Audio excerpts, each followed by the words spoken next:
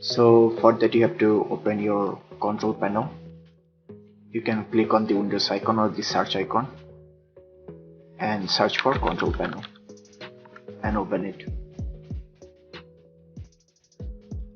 So once you are in the control panel, you have to click on view by and this category and the arrow icon here.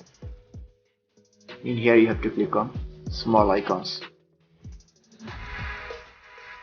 You will find power options in here, then you have to click on that. So once you have click on that, here you will find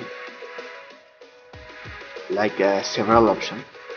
So you have to use the power saver option if you want the longest battery life on your laptop.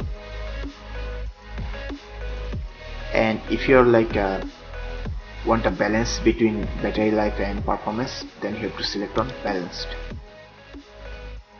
If you are a desktop user, I would have suggested you to use high performance always, but for laptop users you may choose the balanced or the power saver option according to your battery life needs. If you want the maximum battery life in your laptop, then just click on power saver. So I'm not going to do that as I'm a desktop user. So once you are in the power saver mode, all you have to do is just close these settings. You'll surely get a longer battery life on your Windows 11 laptop.